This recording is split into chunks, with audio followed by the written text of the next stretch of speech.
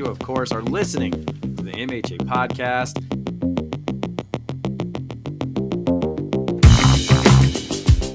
Why in the world would you play Isaiah McKenzie over your third-round pick, T. Higgins? Why? I like any quarterback that can make Will Fuller look good. I love it. I think he's a top 20 receiver. I mean, he is the Jamar Chase whisperer. Oh, hell yes. Oh, my God. You know, everybody loves Lamar Jackson. Hated it. I trust Derek Carr. Come on. For real? I know why you did. It's because you're crazy. It's the dough of the week, and the games aren't even over yet. It's great. It's fantastic. Fantastic. It's fantastic. Patrick Mahomes. Looks so good. Kyle Pitts was bad. Stank. It's not my shebang. Justin Jefferson. So good. We could call him Russell Wilson if you want. Ooh. Well done, sir. That is good stuff. All of those guys have more fantasy points than Tom Brady. I'm laughing, but I'm crying at the same time. It's terrible. Happy holidays from the MHA podcast. The lights are out. The meat is out, right, Miguel? It's meat week for Mikey and his people. Meat week. It's meat week. Carolers are running around. It's that time of season. Isn't it great? I love Christmas. All right, yeah. These guys too. Yeah, especially some more than others. So what's going on, gentlemen? Mikey Renaud, Todd Diamond. I'm, of course, grumpy Grinch Eric Lansing. I don't know why I'm grumpy. I shouldn't be grumpy. I wasn't playing this week. I didn't lose this week. Yeah, maybe I should have. I didn't even play. What am I grumpy to me about? You had a bye. You had a first round bye. Oh no, I don't play the consolation. That has of no bearing. I don't want to be in the losers bracket. I don't want to be a part of that. Here I am. Consolation supremacy. Gotta love it. Yeah. Well, so what's going to happen on this show? Well, we'll talk about the quarterfinal matchups. Had two big games this weekend to kick off the playoffs. We've got a little MHA trivia. I don't know exactly where it's going to go, but we'll play some trivia. Recap the games, talk about the upcoming matchups, studs and duds, all that fun stuff. You guys ready for this? Yeah. All right. Woo! Let's go. Yeah. Is it over yet? Oh, we still have like 40 minutes. Oh, man. All right, well, let's get to the news. I don't understand what the news is. It's just like, hey, here's a bunch of you can't fix that happened that was horrible. So, Line Rip has a MASH unit going on over here. And of course, we'll start with his starting quarterback, Trevor Lawrence, who has entered the league's concussion protocol. He took a hit during that game against Baltimore, came back in to finish the game, but apparently he shouldn't have. And now he's dealing with that. Also for Lion Rip, also dealing with a concussion is Michael Pittman. Went helmet to helmet with a Pittsburgh defender. He's slowly working his way back in. How about another Lion Rip injury in question for week 16, Ramondre Stevenson? He hasn't played the last few weeks, so we'll see if he gets in this week. Another running back for Aaron's squad, Zach Moss, dealing with a shoulder issue that could keep him out in week 16 versus Atlanta. And Chad Powers fan club hoping to have Nico Collins back this week. He warmed up before the game in week 15, but the team decided he wasn't ready to go. But he's had a really solid season, so I'm sure Chad Powers would love to have him. Anything else that I missed there, Todd? I didn't see anybody with your team dealing with any injuries, and I'm just looking at injuries dealing with teams still in the playoffs. Well, Najee Harris didn't practice today, but they're just being cautious. But I think he'll play. Yeah, man. I mean, you really got to be healthy to get that 1 point. I know, right? Hey, that 1 point. That 1 point. Now in the playoffs now, matter. And then just one other player is Chase Brown, kind of dealing with a little bit of the same thing. But yeah, I mean, again, feeling good that everybody's, for the most part, everybody's all healthy. So that's all that matters at this point. So, and like I like to say, and you like to, laugh and go, oh God, you're in the playoffs. I have backup plans, so it's okay. It's okay. Yes, you do, sir. Yes, you do. All right. Well, that's all I've got for news. Why don't we play some MHA trivia? Woo. Time to play the game. Time to play the game. Yes, let's play the game. So, quarterbacks, gentlemen. Mikey, correct me if I'm wrong. I didn't go back and look because I was busy today, but like all 6 teams that made the playoffs last year had really good quarterbacks. Is that correct? Do you remember that? That's correct. I don't think that was the case this year. We'll kind of dissect that as we go through. But what we're going to do is we're just going to go through the top quarterbacks in terms of scoring from this season. So we'll just kind of go back and forth, and whoever gets, let's say, we'll go 5. We'll see how quickly this goes. We may alter it, but whoever gets 5 correct answers first. Is that too much? No, it's just not fair. It's not fair? Why is that not fair? I was putting together my end of the season, like I start putting together spreadsheets for. Oh no! Uh-oh. So you already know. Uh-oh. I do. Oh man! Dang it! Dang, I can't even when I win. All right. This is how we're gonna do it then. This is Okay. how we're gonna do it. Okay. I'm gonna let Todd try to get 5 answers in a row. Okay, so out of the top 10, Todd has to answer. If he gets 5 in a row right, he wins MHA trivia. However, if he doesn't get 5, then Mikey gets a guess, and then we'll go back to Todd. Maybe we'll do it that way. What do you think, Miguel? That's fine. It's not super fair, but you have the answers in front of you. Not in front of me, but I know what they are. You know what they are. All right, so Todd, Yeah. you can have an easy row here to get 5. You need to get 5 out of 10. Okay. You ready for this? Yep. All right. So top 10 quarterbacks scoring in our league. Give me a quarterback. All right. Patrick Mahomes. Patrick Mahomes. All right, Todd. Where do you think he sits? He's in the top 10. Where do you think he's at? 5. Patrick Mahomes is actually 3rd with 643 points. So Mikey gets 1 point. Do I have that soundbite? I do. Look at that. It's been a while since I've done MHA trivia, obviously. All right, give me another quarterback, Todd. Josh Allen. Josh Allen. Where do you think he's at? 4th. He is actually the number 1 quarterback. Number 1.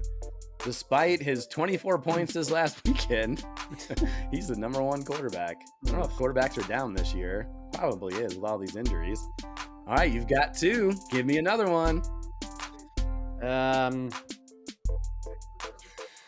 Brock Purdy. Brock Purdy. Is he inside the top 10? Yes, he is. He's actually 9th. That's your boy.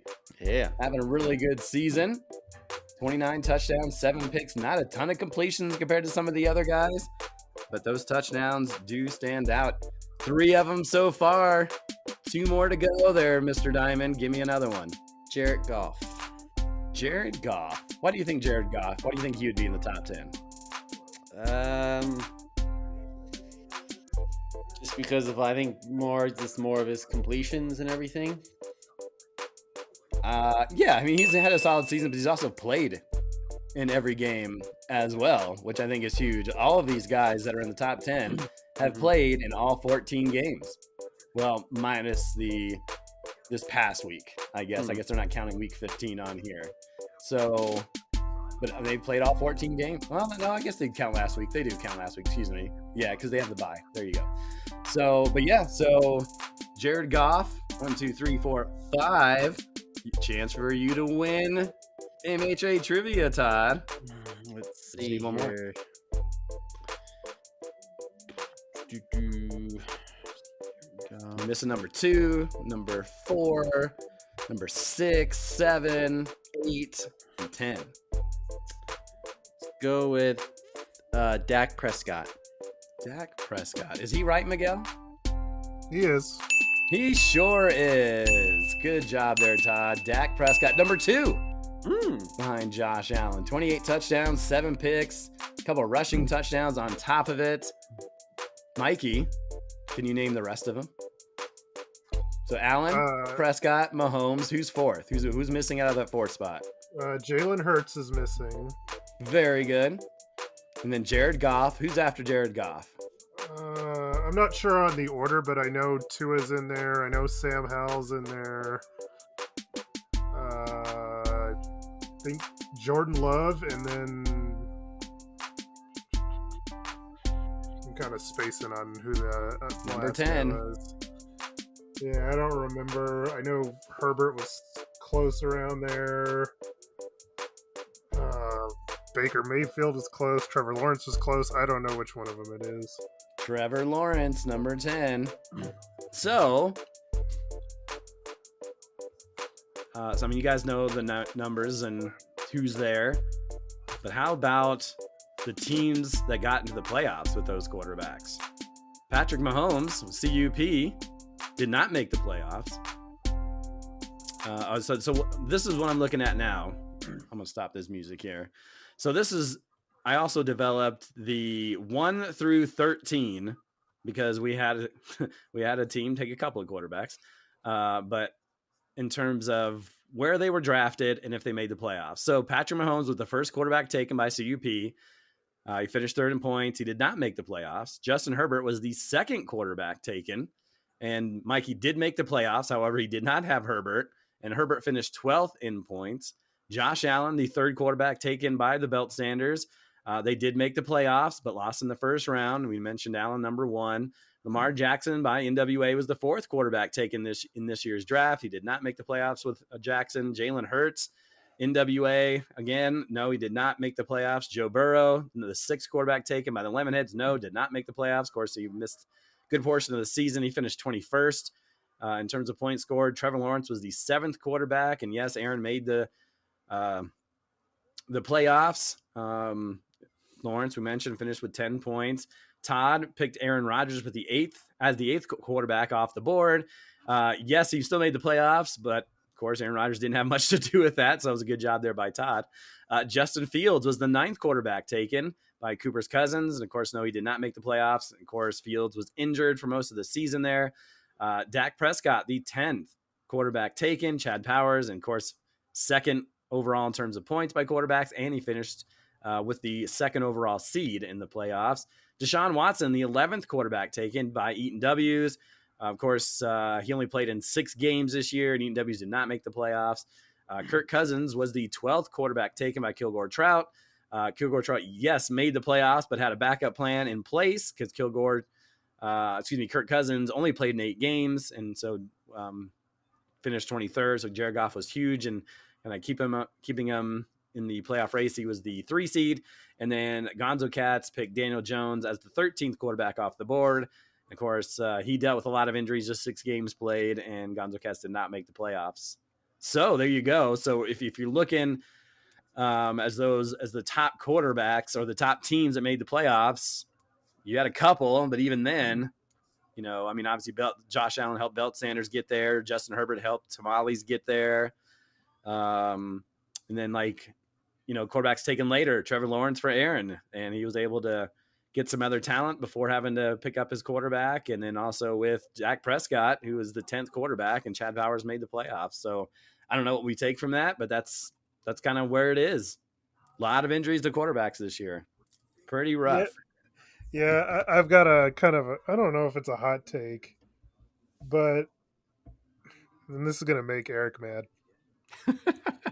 Me mad? Not during this season. So even though the top quarterbacks were not necessarily on the top teams, I think what it goes to show you, I mean, a lot of these guys were guys that were backups: Jordan Love, Brock Purdy, Tua, Sam Howell, Baker Mayfield. I think what you're going to end up seeing is not only quarterbacks going to be going early, backup quarterbacks are going to be going early next year. I could see that. I think, I mean, I don't know if I don't remember what round I picked Geno Smith, but I picked him early in case something happened to Joe Burrow because he was dealing with his kind of stuff. Because when we draft so close to the season, and I knew that Burrow wasn't gonna, he may not have been ready for week one, so I drafted one, and of course, Geno Smith really didn't pan out as good as Yeah, I thought he was going to be. But yeah, I mean, with this so many injuries, it's crazy how yeah much. Yeah, yeah this stuff of like, because I know Quayne is usually one that, but he hasn't done it lately, because he's gotten Mahomes 2 of the last 3 years. But he was yeah. usually one that likes to wait. Gonzo Cats likes to wait, like 7th, 8th round. Sometimes Todd likes to wait. Can't do it no more. He can't.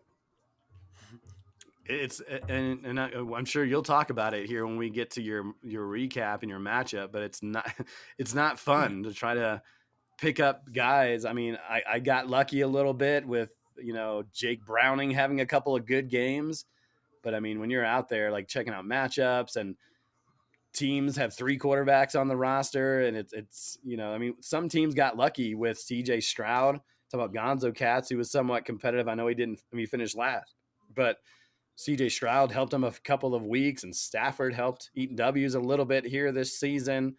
We saw Dobbs with a couple of okay games, and then Gardner Minshew once in a while. But those top, I mean, I don't think this is going to deter people from drafting quarterbacks early next year. Like, It's oh, if it's not. injured, I'm gonna stack up on my other team and get quarterbacks later. I don't know if that's probably still the greatest idea. It's not. And I'll say this: G's strategy for NWA wasn't wrong. It was wrong in the way that he handled it during the season. Could you imagine? Like he had 3 of the top 14 quarterbacks in the league on his roster, and to Yeah, not turn that into trading 2 of those guys to bolster the rest of your team, to me is ridiculous. Hmm. So yeah, I mean his strategy of drafting 3 is smart if you can trade him, and he didn't trade him. yeah, and I think there's some. I mean, we saw Allen too. I mean, it kind of worked out for him a little bit because he would kind of play matchups a little bit, and I think it worked for him sometimes and didn't work for him at other times. But uh, there's a way to trade, and it's not easy. Like I feel like I can trade with Todd and Mikey, just because I know you guys a little bit more, and we can have a conversation about what I need, what you need, what makes sense. Where maybe with the other owners, we don't have that. I don't know if chemistry is the right word, but just know-how or understanding of like we're Well, not trying to like, screw you. I think it's more of here's I, what can I'm help you, here's trying. what can help I'm me. trying to screw you. Oh, They okay, may all right. not Well, be. I am. well, but I also, don't believe that's true, but yeah, but I also just think too, there's got to be some sort of it's a hard conversation to have because yeah. one person has an idea and we all value players differently. And then Mhm. we all value the value of players differently too. Because I mean, some say, well, it's your backup quarterback. This is not your starter, but he's gonna be your starter. So I want starter value. But do you have that leverage when you have three quarterbacks on your team? It's difficult. It's difficult. I mean, I tried getting one of Allen's quarterbacks, and unless I had Chris McCaffrey, he didn't want to trade. And so I think it's just more of you try to have that conversation. You try to explain what you need, and then try to help them understand this is why it would help you in the long run. But it's so difficult to understand how everyone values everyone, I but guess. but also too, like, to your point of when we talk about trades and when we trade with each other, is why it shouldn't be difficult and why it could be an easy process is, when we talk about trades, we break it down. We break it down, what we need, like you said, all the beneficial parts of it, and then you kind of let it marinate a little bit, and then you realize, okay, this will benefit me, in the long run. But I get it. Every owner is different, and they don't want to make the trades, don't want to make the trades. But it some degree, things always come back around, because if it's their turn, they're like, hey, can I get you? You might be not reluctant enough. Like, well, you didn't want to trade with me, so no, sorry. Just But how it goes. yeah. Just how it goes. Mm-hmm. All right, so let's get into the first round recaps. We'll start things off with the matchup with the 4-seeded Hot Tamales taking on 5-seeded Butterfingers. The big question, and we'll let Mikey answer this question a little later, but what would he do without Justin Herbert and Keenan Allen, especially Herbert, who went down with a season-ending injury? And would Todd take that risk to wait to see if Aaron Jones would play this week? We talked about it on last week's show. I have this whole sentence here I'm trying to get rid of. So, man, I'm going to just restart that again. I don't know what I'm doing here. Okay. So let's get into it. The first round recap: 4-seeded Hot Tamales taking on 5-seeded Butterfingers. What would the Tamales do without Justin Herbert and Keenan Allen? And would Todd take the risk and wait and see if Aaron Jones would play? As we mentioned on last week's show, we'll let Mikey discuss what quarterbacks he thought about using or picking up, but the league's top scoring team decided to go with Nick Mullins. We'll talk about that in a second. The Vikings quarterback stepping in for Joshua Dobbs, who have been struggling recently. Todd jumped on board early in this matchup with the Deontay Johnson scoring a touchdown, a guy he traded for, and it worked out for him. See, it does work out for folks. That was the first game on Saturday, but unfortunately, Najee Harris, not a great day, as we mentioned, just the 1 point. And then it was the Vikings game as they took on the Bengals. And after a slow start, I think of 15 points in the first half. I remember looking at my phone like, 15 points, not a lot. Mullins picked up the pace and finished with 47. Mikey did mention, as he was talking to me, that Ty Chandler had a big game on the bench, and you always hope those things don't come back to bite you. 23 whopping points. Definitely his best game by far that season, but he had been productive. He had 132 yards and a touchdown. We head into Sunday, and how about the resurgence of David Njoku? I think there was something about, I don't know if there was a board bet or some sort of, I don't know. I can't think of the word I'm looking for here, but some, guess on how good Njoku could he finish in the top 10. He's been spectacular this season, especially of late. 22 points last week, 21 points this week. And of course, we see Mike Evans score yet another touchdown. Mikey was also doing well in those early games. Raheem Mostert piled up the points again, 18 from the Dolphins running back. And in that same game with Tyreek Hill out, Jalen Waddle stepped right in for 21 points. Mikey also did not get a goose egg from his kicker. I just wanted to mention that because I know that's been tough on him this season. But he got 8 points from that Rams kicker, so well done there. I don't know if this was the exact score, but the Tamales were up something like 89-56 before Brock Caffery went off. The QB running back duo combined for 86 points. Brock Purdy with 4 touchdowns, 2 of those going to Christian McCaffrey. Purdy with 49 points. CMC also added 115 rush yards and another touchdown, this one on the ground, for 37 points. A couple of struggling players for the Tamales. We talked about on last week's show. Stephon Diggs struggling of late. George Kittle didn't have a great game. Those two totaling 10 points. So that was really it after the big Brock Caffery. I did it again, didn't I? Brock Caffery would just went nuts. So the Butterfingers, they would go on and take the victory at 161-133. Very high scoring affair. And those 161 points, a season high for Todd squad. So Todd, congratulations. You've been talking about it all year, and we've been kind of sick of it, but we saw it in full motion. 86? What would I just lost it on my sheet points. here. 86 total points between the two. There you go. Well, I think too, I'm running out of adjectives and ways, to express how can't explain it. I was 1-5. I was 1-5, just like the Broncos, 1-5. Just thinking, oh man, just wasting McCaffrey's year. But I don't know. Fantasy football guys, like I said, are always finicky these days, and they what happened, but my team just turned it around. And McCaffrey and Purdy, you might as well just give them the MVP. The fantasy MVP and regular MVP for reality, because they're that good. They're that good. Because remember, there was a quote or something on on Twitter or X, excuse me, I'm gonna say it right. That I think McCaffrey said, "Oh, the MVP should go to Purdy," and then Purdy said, "No, the MVP should go to McCaffrey." So, however you want to do it, um, but yeah, again, they've been carrying me all season long.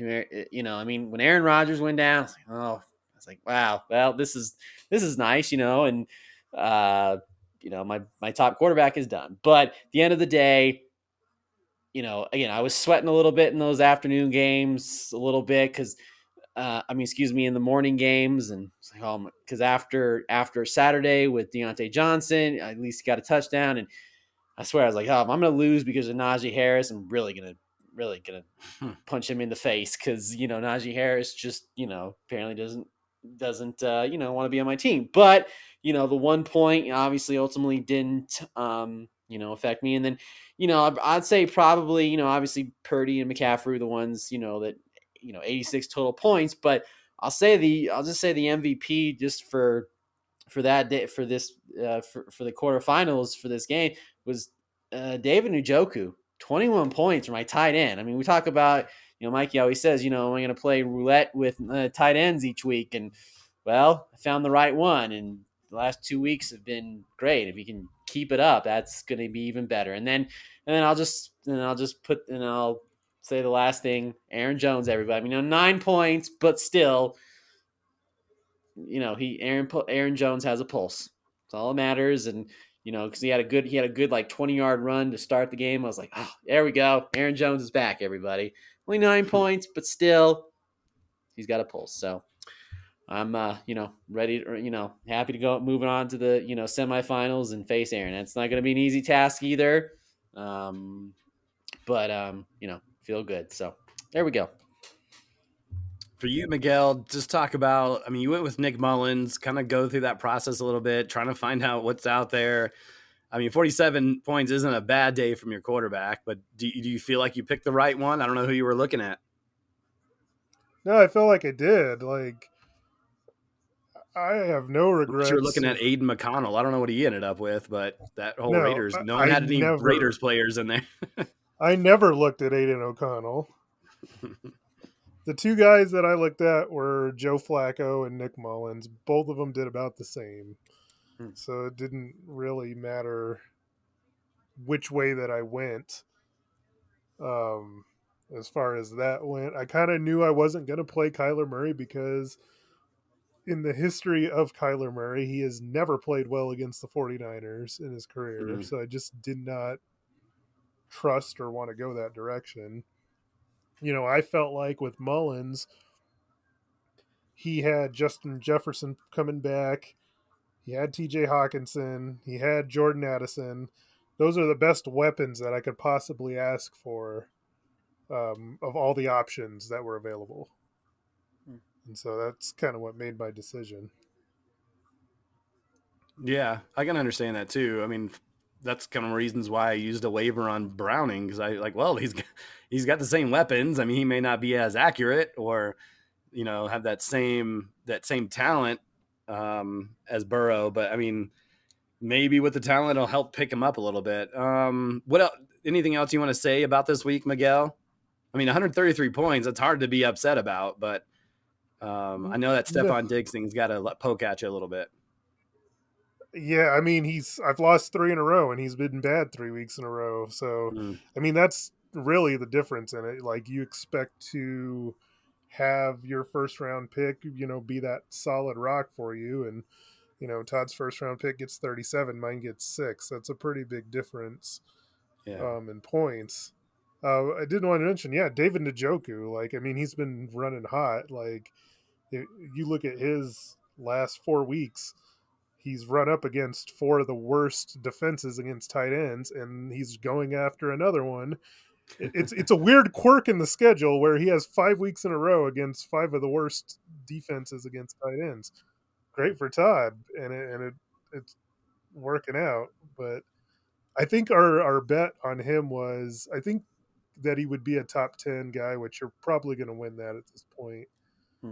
But the funny part about that, as I remember, was you were offended that I had Sam Laporta above him. which Well, Sam Laporta first in terms of points. He has just went off, and Njoku is 7th. yeah, yeah. It's funny how it works. Yeah, fantasy football sometimes. Interesting. Yeah, but I mean, throughout the day, like I felt good even after the morning games. Like I had a Yeah. decent enough lead to where I was like, okay, I can work with this. What really kills you about the Purdy and McCaffrey thing, and I've said it numerous times, is if Purdy scores a touchdown, fine. If McCaffrey scores a touchdown, it's fine.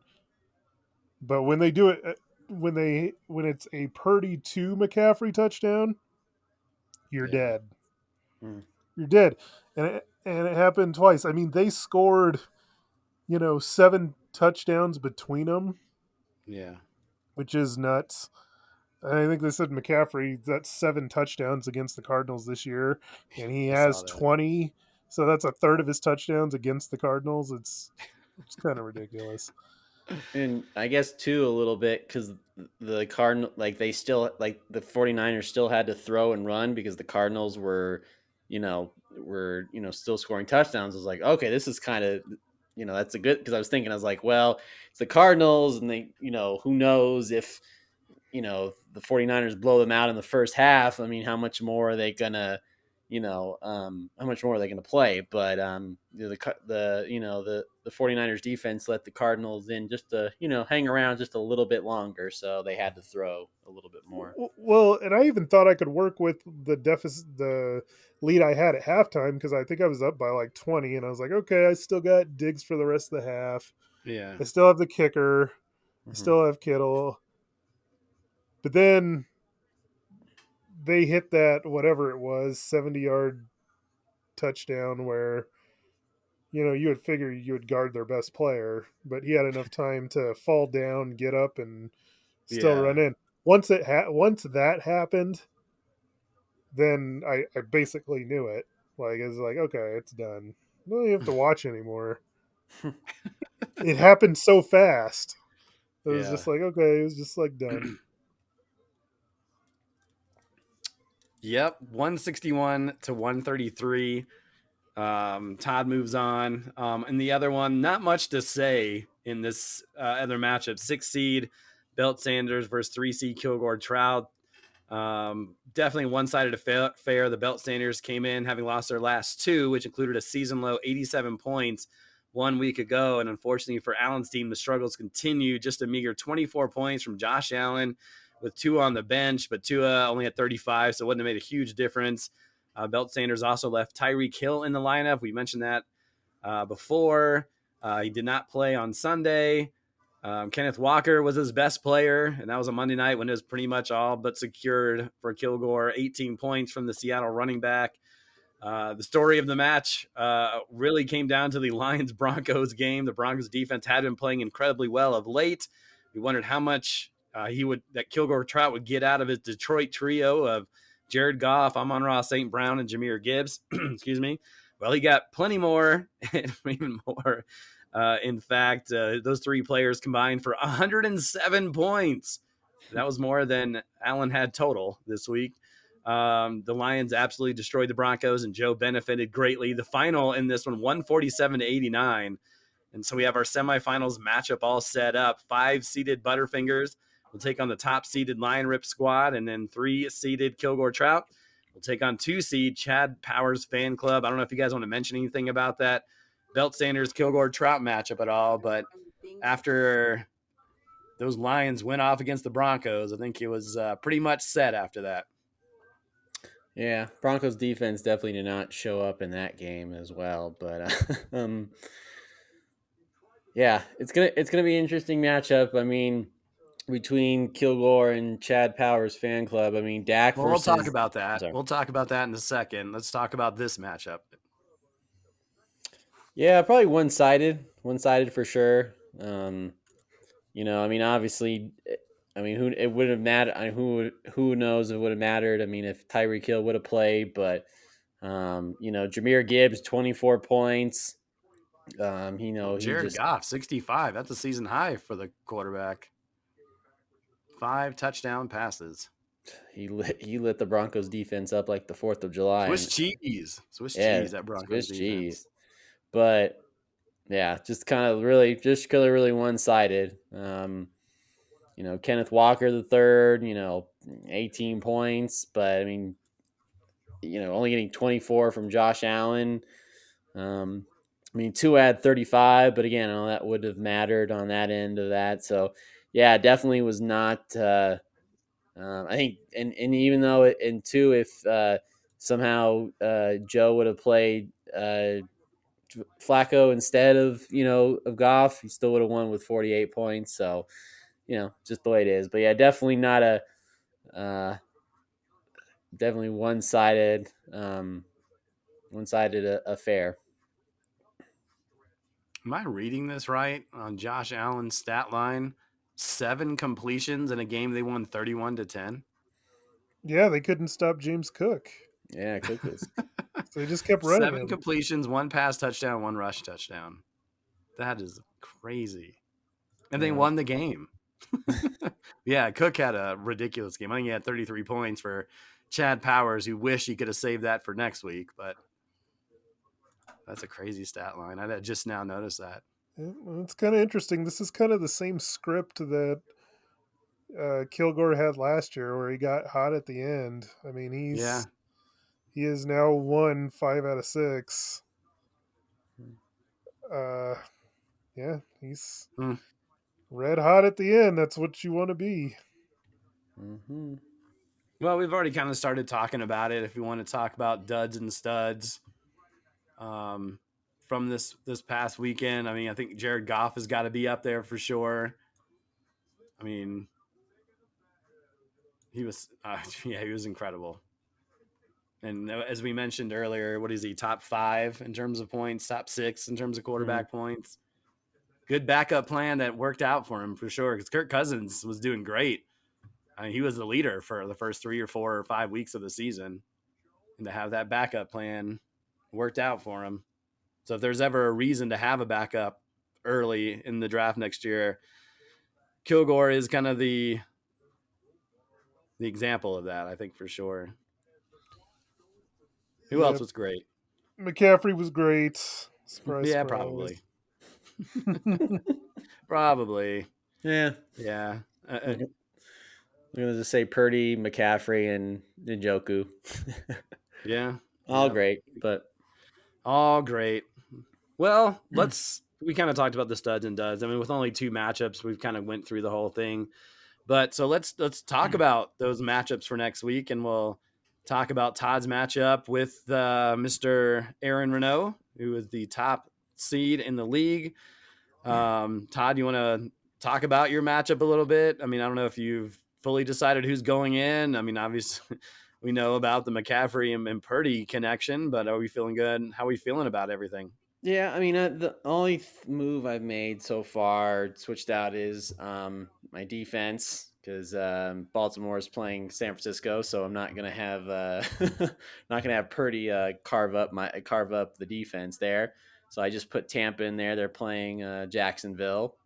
And I mean, you don't know what's going to happen with Trevor Lawrence, if Trevor Lawrence is going to play, because if not, it's CJ Beathard. So, that's into my advantage there. And, as of right now, I mean, everything's going to stand pat. It's funny. It's going to be the same thing like it was last week. I'm going to have, 2 players on Saturday, which ironically are the same players that were playing last Saturday, and Deontay Johnson and Najee Harris. So I don't know if that's faith or that's just the way how the flow is going to go. Or like, okay, this, if you want to win the championship, we're just going to if it's not broken, don't fix it. So we'll see where it goes with that. I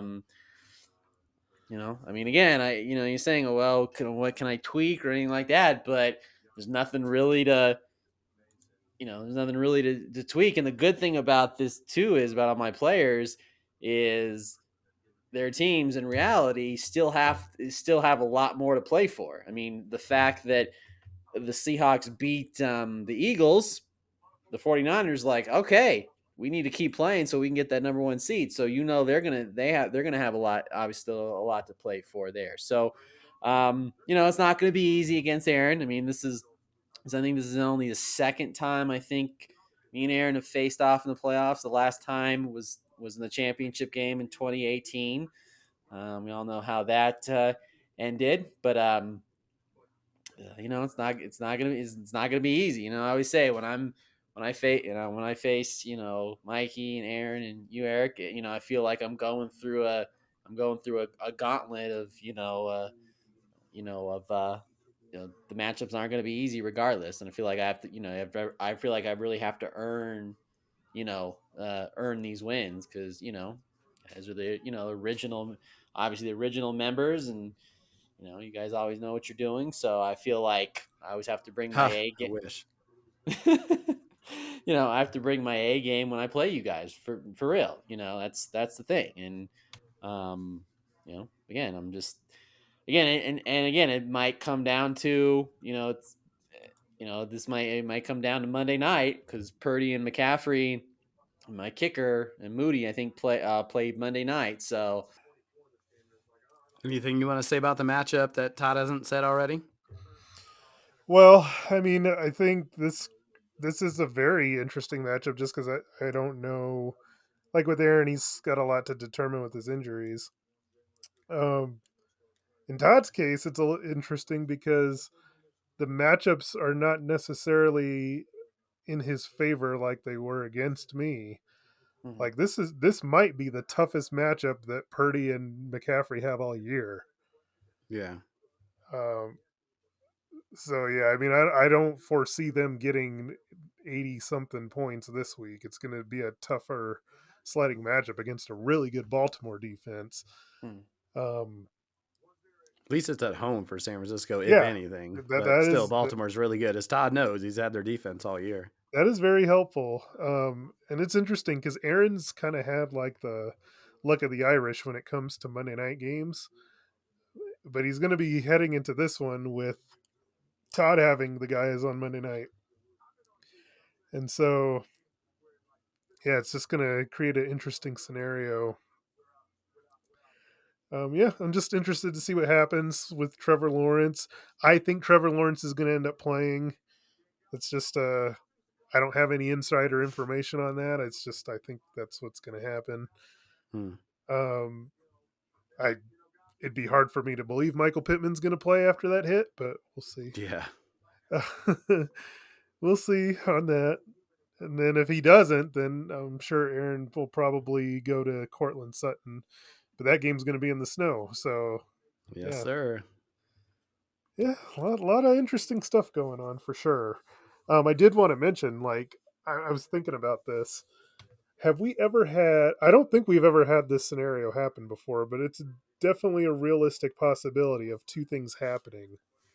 That is, number one, a team going from first to worst, which Gonzo Cats just did, and in the same season, a team going from worst to first. If somehow uh, Chad Powers Chad wins the Powers. title. That would be such a weird thing. But you That also would be have, strange. yeah, you would also have if Todd were to win and Miles were to win, you would have the teams that drafted 1 and 2 meeting each other in the final. Oh, wow. Which, Oh yeah, that's a good and yeah, What about the other matchup? Let's quickly go through this as we're coming up against the time here. Jared Goff versus Dak Prescott, so two high scoring quarterbacks. Justin Jefferson versus Amon-Ra St. Brown. Robinson coming off a goose egg didn't affect Kilgore Trout, but Jahmyr Gibbs. So depending on how that Detroit Minnesota game, obviously with the trio of Lions, that's going to be a big factor. Of course, Justin Jefferson's in that game as well. well, Dak Prescott on the road, right, Mikey? well. Here's the interesting part. It's Dak Prescott on the road. It's also Jared Goff on the road, who hasn't been really great, either. So yeah, both of these quarterbacks are like really good home quarterbacks, really bad road quarterbacks. So I think that is in favor of Chad Powers only because Goff is tied to the other two Lions that Kilgore has. So if he has a bad day, then it's going to hurt Kilgore's whole team. Yeah. Yeah, it's a good point. And just looking at too, like some of the games, I think both Kilgore and Chad Powers fan club both have players on Monday night, so it could go down. Well, kicker versus Adams, but still, could still be could still maybe come down. I'll take to that kicker. Yeah, yeah, I was about to say that kicker puts up 20 It is plus in San points. Fran. It gets a little windy there, but Oh yeah, that's a say too. That if you're could gonna be have a kicker, that's the one to have. But Adams plays plays Kansas City, too. So that should be a interesting one, and it's in Kansas City. And the way Kansas City's been playing a little bit, they're gonna want to come out and play. So again, it's gonna be interesting. It's gonna be interesting, and it's Well, all gonna start on Thursday night. That's where the it's things you're going to have to watch is number one for Chad Powers. Like James Cook has been probably the best running back in fantasy over the course of the past, I don't know, 3-4 weeks. Well, him and McCaffrey, and now Yeah. Cook is going up against the Chargers team that's fired their coach and pretty much given up. That's a great matchup for James Cook this week. On the opposite side, Bijan Robinson is coming off his worst game of the season, where they were giving Tyler Algier more carries because Arthur Smith is an idiot, and for whatever reason doesn't like Bijan Robinson as much. So I'm sure there's some concern there as far as Kilgore is concerned. Well, should be a good one. Yeah. Kilgore, Chad Powers. Yep. Both teams 9-5 on the season. Well, there you have it. On to the semifinal round. Woo! Good luck, Todd. Thank you. Good luck, everybody. Mike and I are gonna have a good time eating some meat. That's what we're gonna do. Hey, We can't win fantasy. Let's eat some meat. I can't win, but I can still beat Allen. There you go. Yeah, go beat Allen. Yeah, There you go. Finish him off. there you go. Finish him. Well, all right, gentlemen. Well, thanks for coming on. Happy holidays to everyone. Hopefully everyone has a great. That's Todd's dying over there. I think he's scared of meat week, but happy holidays, everyone. We'll see you next time on the MHA podcast. We talk about championship week. Should be fun. Hey.